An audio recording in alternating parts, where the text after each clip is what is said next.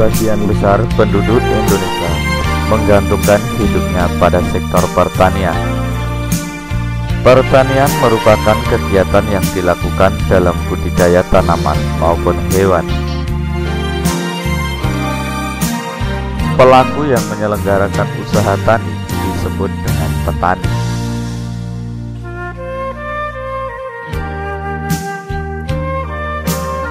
Banyaknya lahan tidur yang masih produktif dapat dimanfaatkan sebagai usaha untuk mengembangkan pertanian. Upaya tersebut perlu adanya pemilihan jenis tanaman yang tepat untuk dimanfaatkan sebagai lahan pertanian yang dapat meningkatkan penghasilan petani. Salah satu tanaman tersebut adalah lada. Lada merupakan salah satu komoditas ekspor dan merupakan produk tertua dari rempah-rempah yang memiliki peluang strategis untuk dikembangkan. Lada sangat bermanfaat bagi kehidupan. Di antaranya adalah sebagai bahan baku industri makanan, penyedap masakan, bahan obat-obatan, serta bahan kosmetik. Bagi kepentingan perekonomian nasional, lada dapat dijadikan sebagai sumber devisa negara serta penyedia lapangan kerja.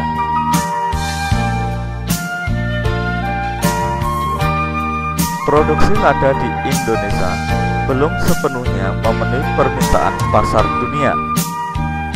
Pengimpor utama lada dunia adalah Singapura, Belanda, Jerman, dan Jepang. Melihat begitu besar nilai ekonomi serta peluang pasar yang cukup menjanjikan, alangkah baiknya kalau kita mencoba memanfaatkan lahan tidur di sekitar kita untuk budidaya tanaman lada.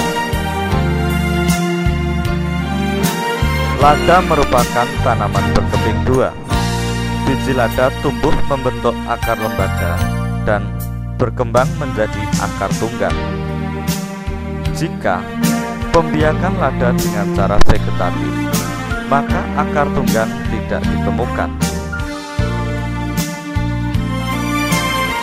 Berdasarkan perannya, akar lada dibagi menjadi dua jenis, yaitu akar yang tumbuh dari buku di dalam tanah dan akar yang tumbuh dari buku di atas tanah.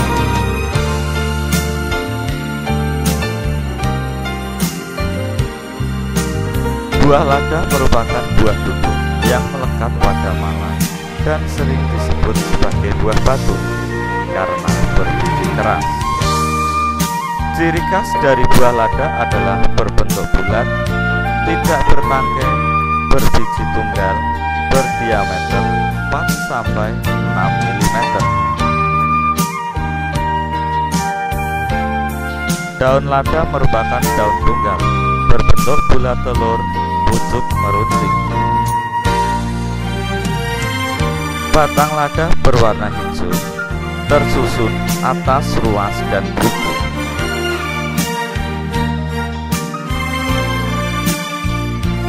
Keberhasilan budidaya lada sangat ditentukan dalam penyediaan bibit.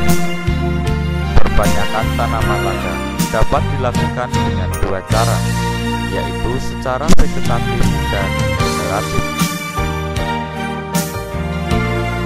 Bibit lada yang baik harus berbentuk mekar, berdaun hijau, berbuku mulus, tidak terdapat bekas serangan serangga, dan diperoleh dari pohon hidup yang sehat. Bibit niki sing sae niki.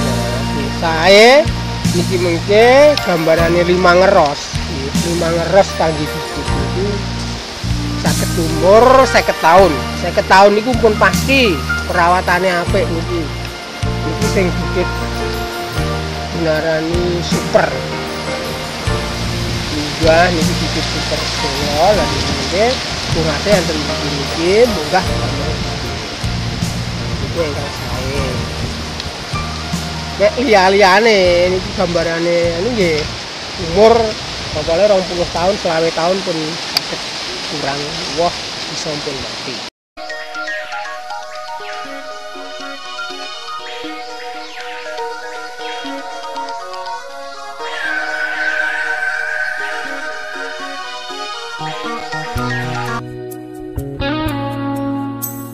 Berikut ini adalah wawancara kami dengan kelompok tani Sekar Aji Desa Bejarjo tentang budidaya tanaman lada. Kami memulai wawancara ini tentang proses pembibitan tanaman lada. Carane damel bibit pripun ngeten iki, Pak? Carane damel bibit menika tanaman mrica menika sampun urip. Mungkin sampun ditang saking cabang batang menika sing calon nggawa uwoh menika pun kalih. Mungkah sampun ciri bibit. Ciri bibit ditang luas, ros, asal menika dipotong. Potong menika dibibit. Mungkin tumbuh meleh kalih. Kalih menika mungkin ngentosi dan menika mangke ciri bibit meleh niku ngantos luas gangsal ros menika dipun potong meleh pun munggah meleh potongan ketiga menika mangke nggih ngaten dan menika sampun ciri menika nggih dipun ngentosi ngantos gangsal luas menika mangke dipun potong meleh niku dinggih bibit, menika bibit ingkang mutu. Lah munggah ngoten. Niku bibit menika pun mutune kurang. Potongan keempat kali 5 ngantos sak teruse menika mutune pun kurang. Sing mutune sae potongan ketiga, potongan kedua. Satu derek. Satu niku nggih pun apik ning kurang apik. Sing apik nggih kedua, ketiga. Sing super. Kalau ngeten nek sarep potongan sepisan iku nggih akare kurang. Tesih cilik. Ukurane pohon tasih sering. Itu kali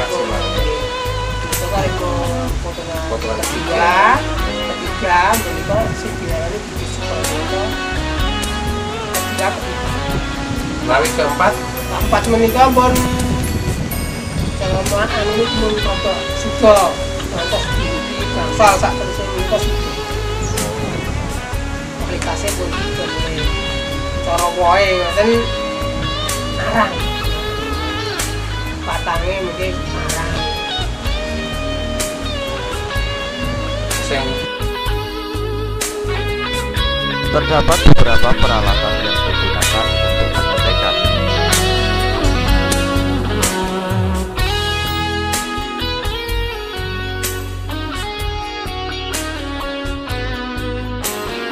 Umumnya, perbanyakan lada dilakukan dengan cara vegetatif. Perbanyakan secara vegetatif dapat dilakukan dengan cara setek. Iki bibit ingkang sae. Iki luase kedah 1, 2, 3, 4, 5. Ini wonten pertumbuhane sae.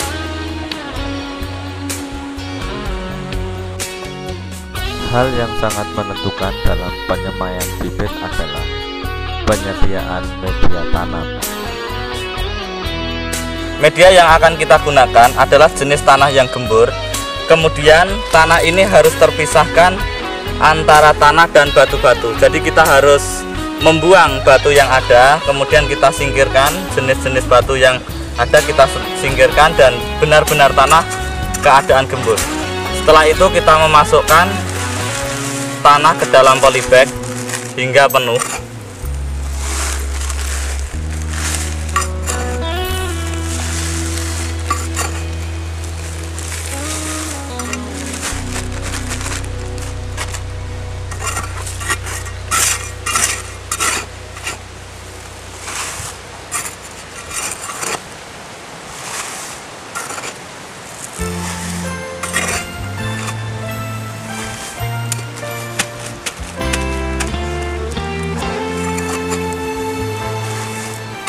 Kemudian kalau sudah polybag dalam kondisi penuh dengan tanah-tanah ini, berikutnya kita ambil air, kita siramkan air ke dalam polybag ini hingga kondisi polybag, kondisi tanah tercampur dengan air secara penuh.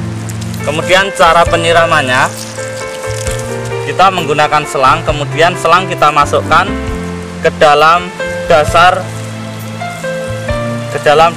polybag dengan tujuan agar air dapat menyerap atau dapat bercampur dengan tanah sehingga kondisi tanah basah.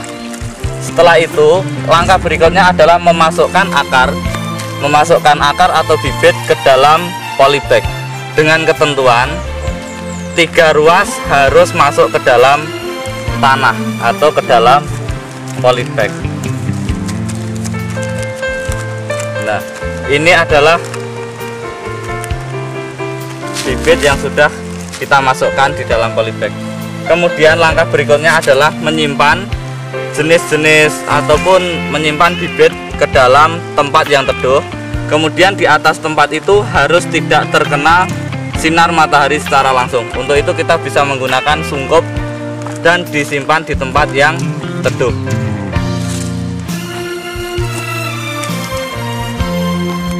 Setelah kita membuat pembibitan di dalam polybag, kita melakukan proses penyimpanan. Penyimpanan ini kita lakukan di dalam bis ataupun di dalam bak berpasir seperti ini. Kemudian kita masukkan secara perlahan-lahan.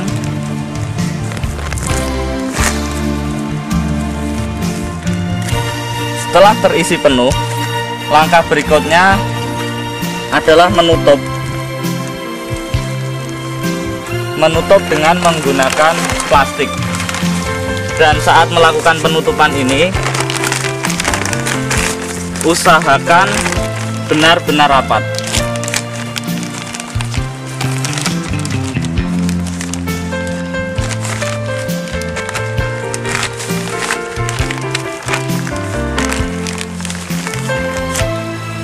Kemudian kita tutup lagi hingga menjadi rapat.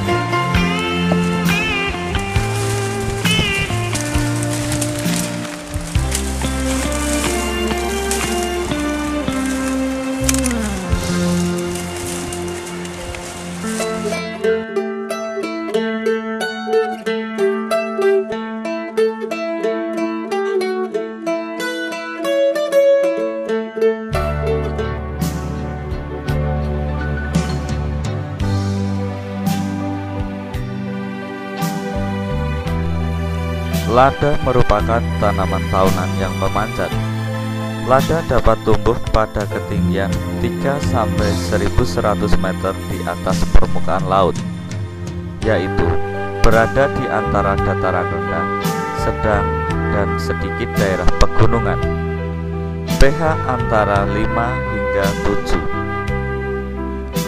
Suhu minimal untuk budidaya tanaman lada antara 20 hingga 34 derajat Celcius.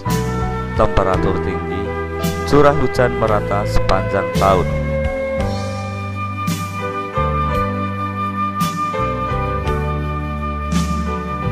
Lahan yang cocok untuk budidaya tanaman lada adalah tanah yang agak miring, subur dan gembur.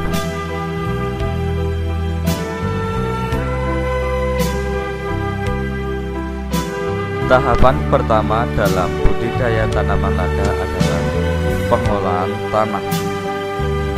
Pengolahan tanah merupakan pengolahan suatu lahan yang semula kurang menguntungkan bagi pertumbuhan tanaman menjadi lebih menguntungkan.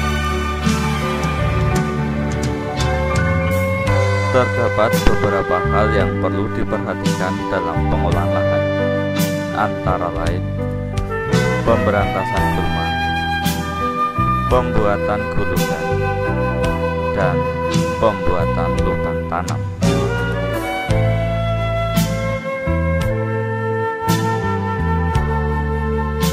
Pembersihan gulma dapat dilakukan pada musim kemarau. Pembersihan gulma bertujuan agar tanaman pengganggu, rumput, pepohonan liar, serta semak-semak tidak tumbuh kembali.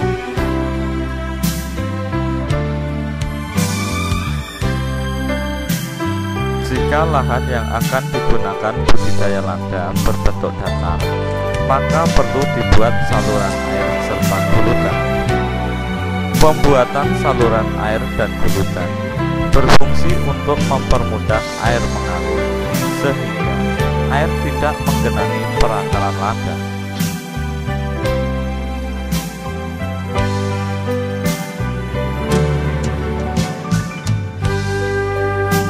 Jarak tanam tanaman lada adalah 2 meter persegi, sedangkan lubang tanam bagian atas berukuran 40 kali 35 cm, bagian bawah 40 kali 15 cm, dan kedalaman 50 cm. Tahapan kedua dalam budidaya tanaman lada adalah pemilihan bibit.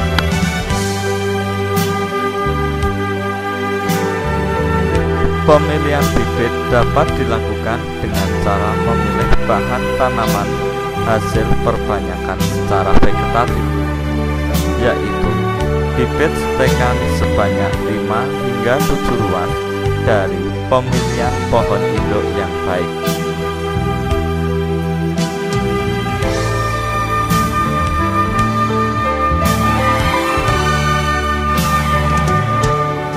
Tahapan ketiga dalam budidaya tanaman lada adalah pemilihan tajar.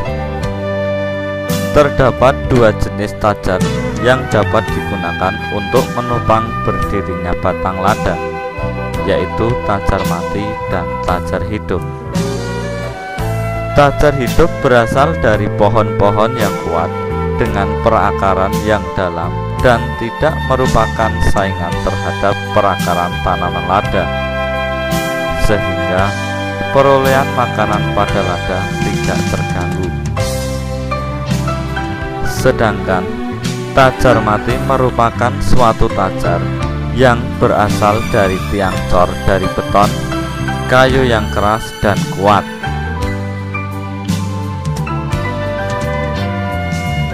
Tahapan berikutnya adalah penanaman tajar. Jarak tanam tajar dari tanaman lada adalah 20 cm. Jika penanaman tajar telah selesai, berikutnya adalah penanaman bibit. Apabila bibit diperoleh dari bahan stekan yang sebelumnya telah disemaikan, maka perlu dilakukan sortasi. Sortasi merupakan kegiatan memilih dan memisahkan bibit yang baik dan bibit yang kurang baik. Penanaman bibit lada dapat dilakukan pada akhir musim kemarau atau awal musim penghujan, yaitu di antara bulan November sampai dengan bulan Januari. Bibit yang ditanam adalah 7 ruas dengan ketentuan 4 ruas ditimbun di dalam tanah dan 3 ruas lainnya diletakkan di atas tanah dan diikat bersama tajar.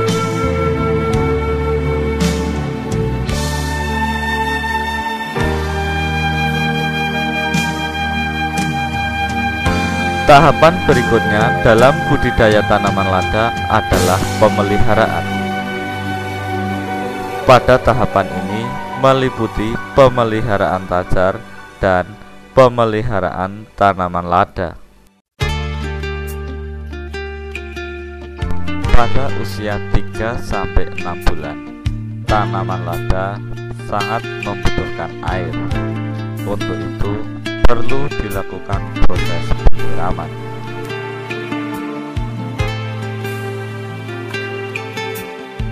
Pemeliharaan tajar meliputi pemangkasan cabang dan daun.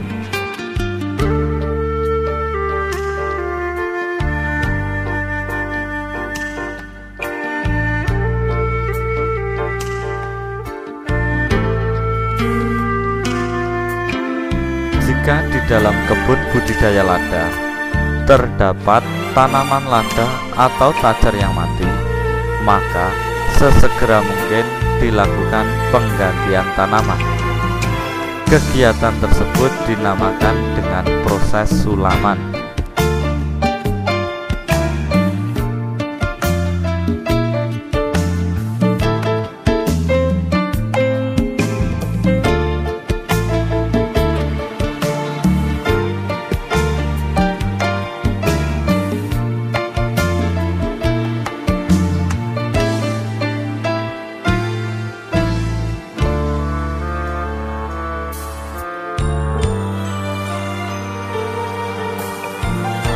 Pemeliharaan tanaman lada dapat dilakukan dengan cara pengikatan batang lada pada tajar.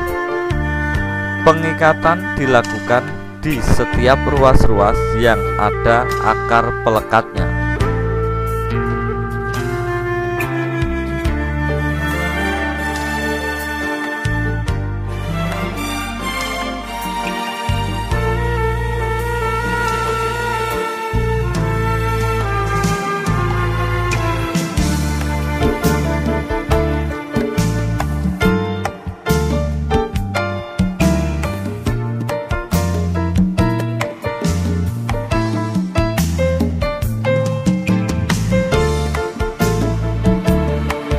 Pengawetan tanah dapat dilakukan dengan cara pembersihan gulma dan menaikkan tanah pada saluran air.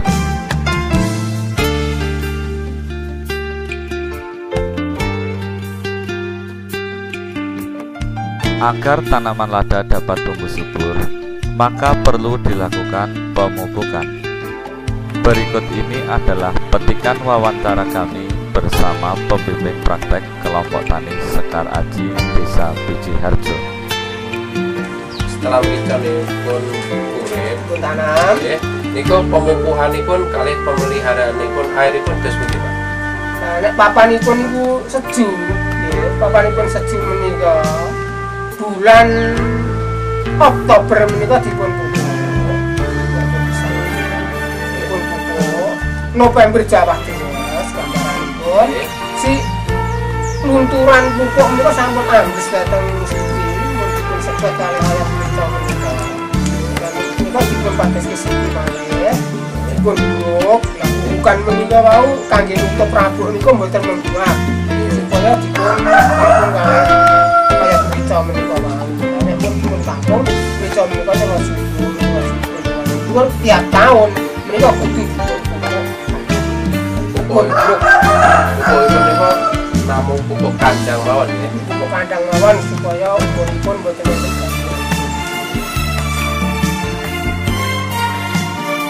Seperti halnya tanaman lain, tanaman lada pun tidak terlepas dari serangan hama dan penyakit. Jenis hama dan penyakit yang menyerang lada sangat banyak.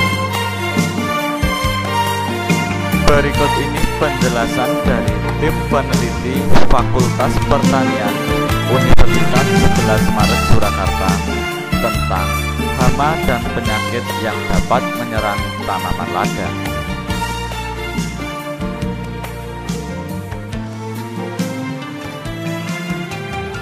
Identifikasi dilakukan pada tanaman lada yang terserang penyakit. Selanjutnya, tanaman yang terserang penyakit dibongkar dengan menggunakan cangkul.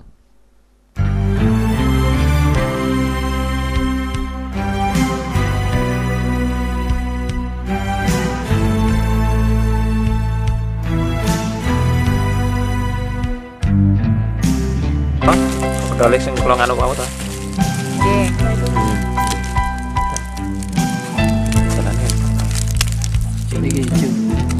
Oh, lah itu. Itu jam. Sini ya kare usukan iki nek sing terus langsung cepet mati nggih niki nek pun dugi akar ngeten.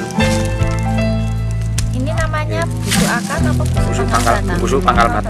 Ini nek niki nek enten Disebabkan oleh tadi. enten seberang kang diserang jamur akar inggih menika. Nah menika petak-petak ngeten menika, kang dipun serang menika namanya jamur akar.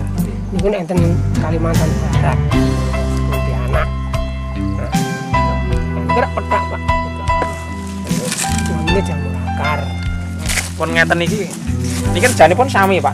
Nek niki wau cuman pun biasa pun lebih agresif niku ten akar. Dan penyebabnya nek mitra kula lho nih. Karo kula niku jane sami. Tutup ora niku wau siji. Jadi kan penyerangan itu di tenggen daun saged, tenggen batang saged, tenggen batang niki wau.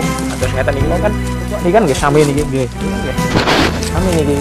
Ning sami niku nggih semono niku wau.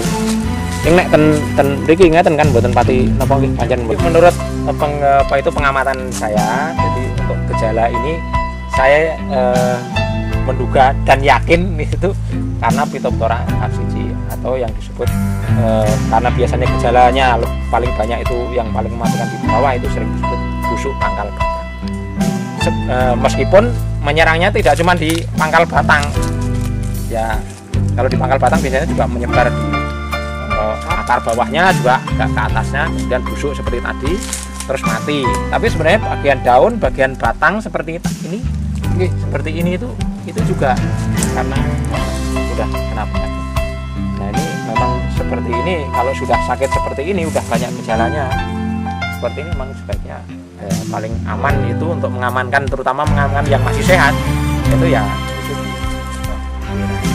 tanaman sakit kedah dieradikasi, artinya dibongkar, lajeng dikumpulkan, kemudian dibakar. Kemudian tanah yang tempat bongkar yang sakit itu supaya tidak menjadi sumber ini dulu, kalau bisa disiapkan obat seperti bubur-bubur barangkali yang murah itu, kalau saya sarankan itu obat tradisional tetapi murah, itu bisa dibuat sendiri. Bubur nanti juga bisa untuk ngoles tanaman-tanaman yang masih sehat, yang bagian bawahnya maka sebelum seperti pemeliharaan Pak tadi yang untuk ganti tanah dengan sehat bagian atas itu sebelum diuruk itu diolesi dengan bubur itu, atau yang beli mungkin jadi tapi bahan juga jelas Pak sing kalisin CP kalau mau dioles. Nah untuk tanaman-tanaman sehat tetap pemeliharaan untuk yang obat itu fungisida tadi yang berbahan aktif metalaksin sama glukos dan sistemik.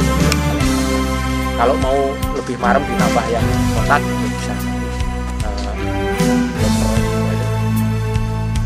Florida.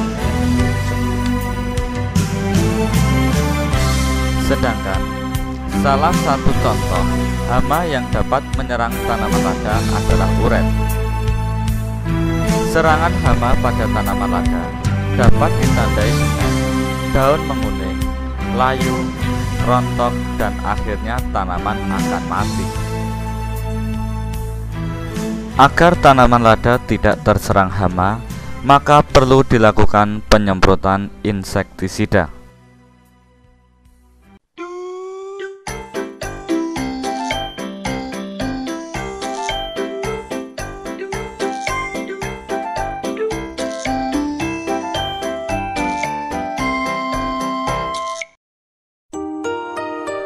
Hasil utama budidaya tanaman lada adalah buah lada.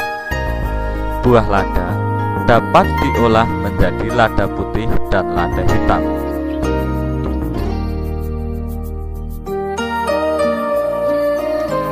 Saat buah sudah berwarna kuning kemerahan, menandakan bahwa buah lada siap untuk dipanen.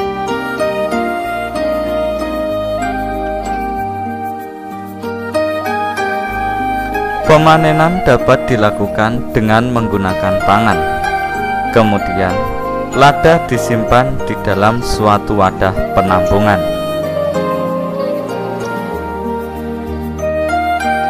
Buah lada yang sudah dipanen dan dipetik selanjutnya disimpan di dalam wadah penampungan. Proses berikutnya adalah dilakukan perendaman lada di dalam bak. Perendaman yang baik dilakukan dalam air yang mengalir selama 7 hingga 14 hari. Perendaman bertujuan untuk melunakkan kulit buah supaya mudah terlepas dari biji.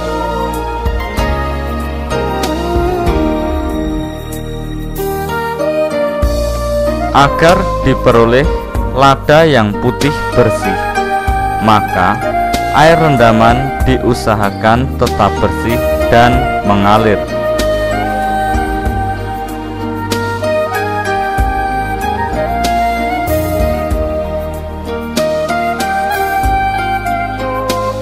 Setelah dilakukan perendaman lebih kurang 14 hari, kemudian lada dimasukkan dalam suatu tampah atau ember. Lalu kulit lada dipisahkan dari biji dengan menggunakan tangan. Buah lada yang sudah dipisahkan dari kulit buahnya kemudian dijemur di bawah sinar matahari selama 3 hingga 7 hari. Pengeringan buah lada dilakukan dengan mempergunakan tikar atau tampah. Untuk mengetahui bahwa lada sudah kering, maka dapat dilakukan dengan cara mengambil satu genggam lada, kemudian melepaskan kembali. Jika genggaman lada tidak saling lekat, maka lada tersebut dikatakan kering. Lada yang sudah kering kemudian ditapai dengan menggunakan tampah, yaitu untuk membuang bahan-bahan yang ringan serta benda asing lainnya. Sedangkan lada bubuk diolah melalui proses penghalusan lada putih dengan menggunakan mesin penghalus.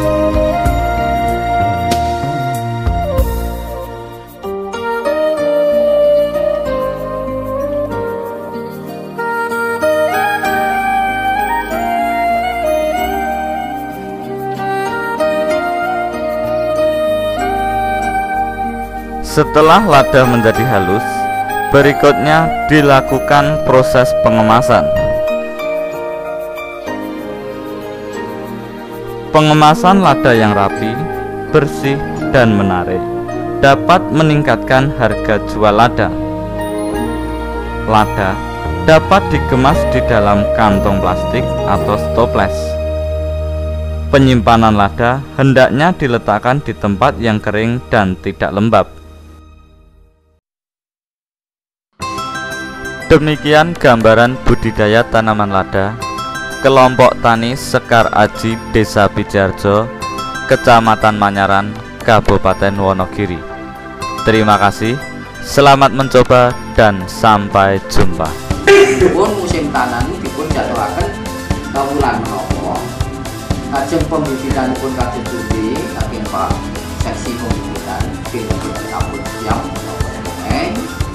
Nah, untuk persiapan lahan terus terang kangge kelompok ngen kula menika Pak Ato sampun siap. Kula dereng, Pak Mudin dereng. Insyaallah muncul.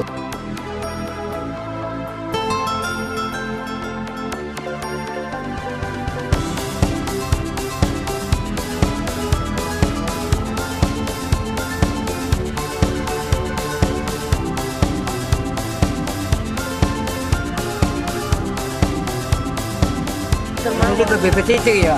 Nah, niki potong mriki mengko atus dugi mriki. Ning mriki saged nggih bibit ki, Mbak? Meleh. Ora.